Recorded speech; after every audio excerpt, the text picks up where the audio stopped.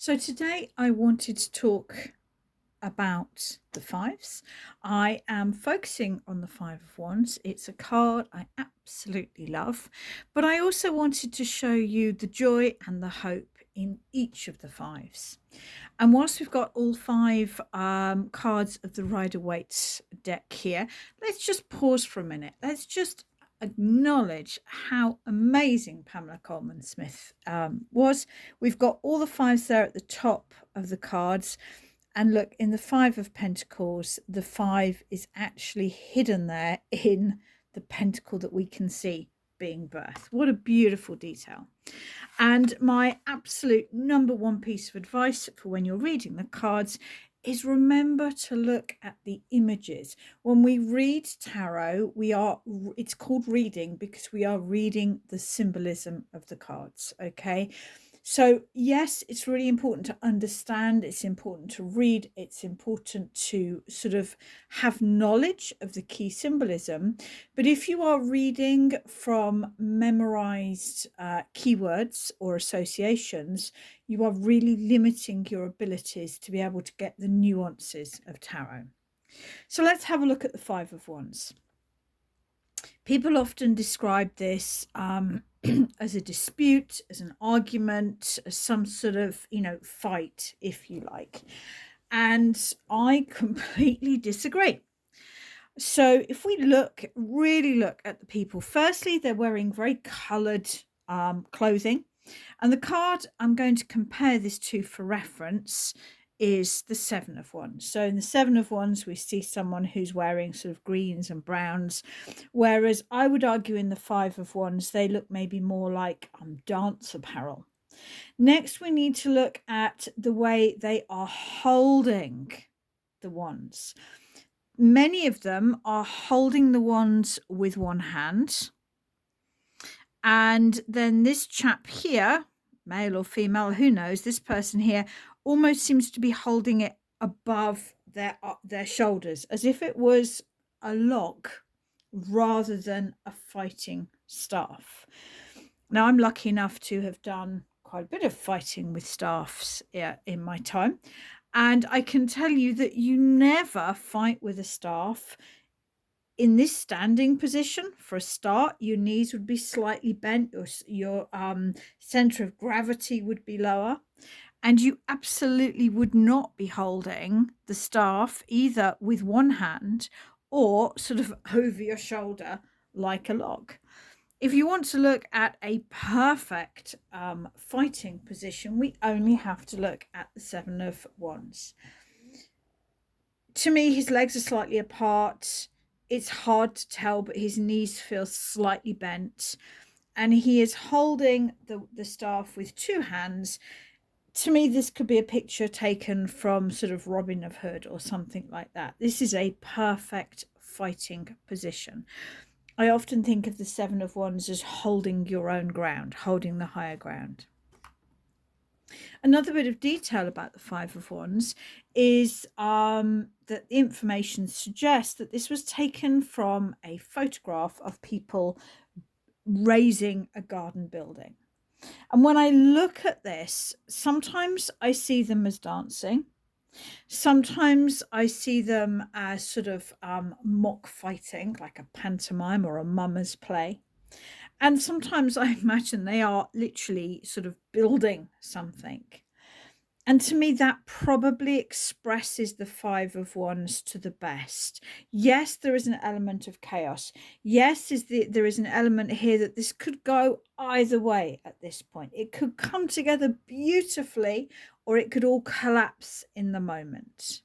If we really look at the imagery, we can't quite see all of it. This person's hand, the very end of this wand, we don't know what's happening over here, but there is a suggestion that maybe this snapshot is slightly bigger than the whole situation. I don't know whether you've ever done flat pack furniture. I've done more than my fair share in my time. I tend to do it on my own because I'm a onesie person, so I don't wait around for help. And more than once, I've found myself, holding the piece of furniture together, usually with my legs and a hand, as I reach over the side for the last screw or the screwdriver or the Allen key that's just out of reach. And you have that moment when you're like, oh my God, if I can just get that last bit in, this is going to be amazing. But if I get this wrong, it's all going to fall flat and I have to start again. And I think that's very often that Five of Wands energy, bringing something together. It's a bit chaotic. It's not necessarily coming together in the right way, but you have to look at the cards either side to see if it's going to work. This can be arguments. I mean, wands can be sort of fiery temper, passion, anger. This can be arguments. If you are seeing difficult swords cards, if you are seeing other fiery energy there, like the Knight of Wands or the Tower or the Devil, then this can be arguments. It can also be sexual passion. So, all of these can be reflected by the Five of Wands. This can also be competition. But to me, they seem to be working together in some way. They don't seem to be, bashing each other over the head. They seem to be trying to bring something together. So if this is competition, it's more likely to be something like the Olympics or a pub quiz or a competition at work where it's about bringing the team together. It's one of those competitions that brings everyone together to bring the best out of individuals, rather than a sort of a more core who's the best, who's the worst sort of a competition. So I love the Five of Wands. I'm a fiery energy. I enjoy this sort of competitiveness, this sort of edge, this chaos. If perhaps you are a more cup C, a more emotional person, if you are a more pentacles, a more practical, logical person, then you might find this edge of chaos a bit overwhelming or disorientating. And it's absolutely fine to begin to realize that some cards suit us better than other cards. But really, if you want to look at the Five of Wands as core fighting, then I think you need to compare it to the Seven of Wands and see the difference between somebody who is in a fighting defensive stance and is holding the staff with two hands to cover and protect, defend the main sort of core part of the body. The fives in general in tarot tend to get a bit of a bad reputation because they are about chaos, and they tend to be the more difficult cards in the suits. So hopefully I've helped you to realize that the Five of Wands has a lot of good about it. And in fact, I'm going to argue all of the fives have a lot of good about them. Yes, the Five of Swords can be about arguments, but if we look at this card carefully, the victor, who to me is the chap with the red hair, he's holding all the swords that he's got by the handle. The Seven of Swords, the chap running away with the swords, he's holding the swords by the blades. So there is a feeling here that this person is safe. He is unwounded. And in fact, considering there appears to have been such a blooded battle, nobody's hurt. There's no blood. There's no sword sticking out of people like in the Ten of Swords. So there is a feeling that, yes, somebody's won. Yes, there's been an argument. Remember, the swords is words and mind. There's been a battle. But this person is standing here. He's not running after them. So there is a feeling that maybe this hasn't been quite as brutal as we think it might have done. Nobody is quite as badly hurt as we think they might have been. The Five of Cups, yes, it's a card that very often can represent grief or sadness. And it's very easy when we're looking at this card to identify with the cloaked person and to focus on what has been lost, and to overlook the fact that we have two cups behind them standing upright, and this idea of the river running past or flowing past and the bridge leading over the river. With the Five of Cups, it's important that you acknowledge the cups and the onward journey. The Five of Pentacles, definitely not one of my favorite cards. But again, there is a lot that is positive to this. They are still moving. There are two of them. It's a church window that is lit, and in the sort of the society that this deck is meant to be representing, the church would be representing a sanctuary. So there is a feeling that there is help there if they choose to notice it or they choose to accept it. And I think sometimes the meaning of the Five of Cups, the Five of Pentacles, I'm sorry, is to keep going, to keep going. But one of my favorite details, which I just suggested at the very beginning of the video, is this sixth pentacle here. We can see it growing. It sometimes we overlook it, I think, because it is the five as well. And when I look at this image here, this stained glass window, particularly with the sort of the building behind and the grapes that are there, it really makes me think of the 10 of Pentacles. So there is a feeling with this card that if you just keep going, and I was looking to see if I'd got the 10 of Pentacles, but I haven't. But there is a feeling that if you just keep going, you are growing the rest of the suit of Pentacles. It's there. Thinking about stained glass windows, what's on the other side of that stained glass windows? Maybe it is the Four of Swords. And, you know, the Four of Swords can often just represent peace and rest. So with the Five of Pentacles, if you're getting it, and if you're anxious about it, one of the best things to do, and as I'm here and I do have a little bit more time before my client, I'll try this.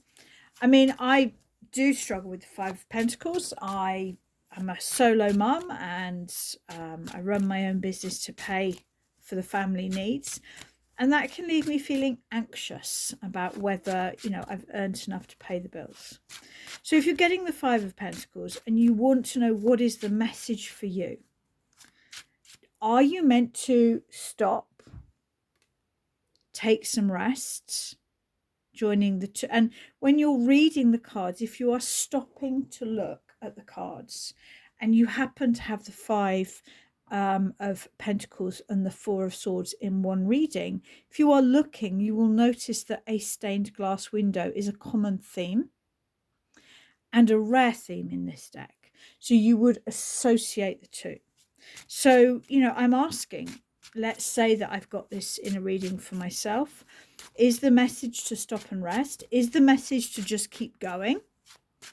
Is the message to ask for help? Is the message to, you know, believe in myself? Ask. So I've shuffled the cards. I like to cut the deck. To me, this is sort of, and I don't think it matters whether it's left or right hand, but to me, this is like a punctuation mark. It's a sort of a moment of total focus. So I'm asking, what is the advice for me right now when it comes to the Five of Pentacles? So the Four of Cups, about not rushing in.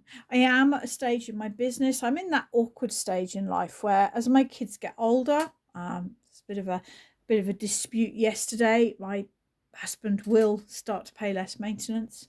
You know, they're not necessarily earning enough to pay me rent. So I'm at that awful juggling stage where I'm getting less financial support for my children, but they aren't necessarily earning enough to make the difference. And so the Four of Cups is about taking my time, because it's very easy in my situation to just open up more client hours, but I'm already very tired from doing quite a high number of client hours. So the Four of Cups would be wait. Focus on what I really want to do, which is the writing, and I am, you know, doing more writing at this point. So yeah, that would be the message for me, would be to not necessarily to rest, definitely not to rush into something new, but to take my time and to plan how I'm going to adjust to this lowering of financial support. The card at the bottom of the pack, I do turn it upside down. I always look at the card at the bottom of the pack. Remember that very often cards can have more than one meaning, and they're all relevant they can all be relevant in a spread. So, I mean, on the one hand, Page of Wands can represent a child. And, you know, I am getting my kids to do jobs for me and paying them. I am now making rune decks. I'm currently selling to personal students, and then they'll be on probably Etsy, but definitely my website as soon as I've fulfilled the orders for my personal students. I'm paying my boys. I'm sourcing the wood, but I'm paying my boys to cut and put the runes in. So that's been great for me because they've got a way of earning money. But also the Page of Wands is getting lost in what I love. And I do love writing about tarot. So I'm currently writing a book about how to work as a tarot professional. So I hope you have enjoyed this video. It's nice to be back on YouTube. Sometimes life just gets a little bit distracted and I have to focus on family and client work. But whenever I can, I will be sharing videos here. If there's a particular topic you would like me to share, a particular card you don't get, if you'd like anything in particular about the runes or spreads, pop me a comment and I will do my best to cover it.